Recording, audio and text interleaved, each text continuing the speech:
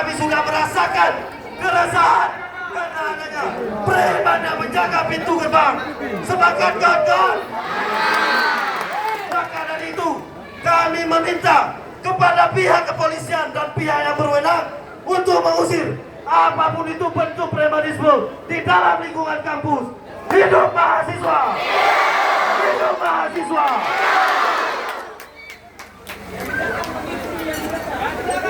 Kawan-kawan yang di belakang sana,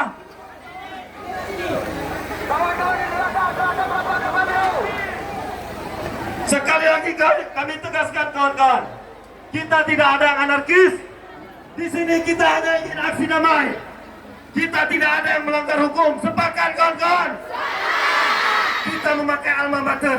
Tunjukkan orang-orang memakai alma mater adalah orang-orang berpendidikan kawan-kawan. Jangan ada yang anarkis. Kita tetap satu komando. Jangan ada yang terprovokasi kawan-kawan.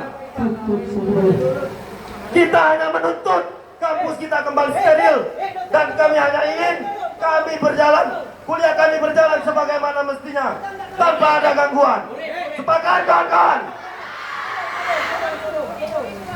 Apakah hal-hal yang seperti ini yang kawan-kawan inginkan di dalam kampus? Apakah hal-hal seperti ini yang diharapkan orang tua kita di sini kawan-kawan? Orang tua kami di kampung susah mencari kerja, susah mencari uang untuk menyekolahkan kami. Apakah ini hak yang harus kami dapat? Kami membayar SPP di sini. Kami membayar setiap bulannya. Mengapa ini yang kami dapatkan? Apakah bapak-bapak yang di sana tidak mempunyai anak yang kuliah? Coba kita bayangkan jika seandainya anaknya yang kuliah mendapatkan hal seperti ini. Apakah orang tua kita tidak menangis kawan-kawan? Di mana lagi kita harus percaya kawan-kawan? Jika ini masih terus terjadi,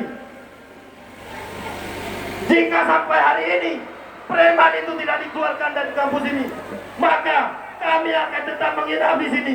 Semangat kawan-kawan! Hidup mahasiswa! Hidup mahasiswa!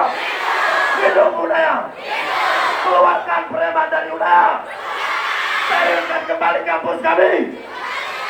Hidup mahasiswa! Saya kembalikan kepada Pak Korlantas.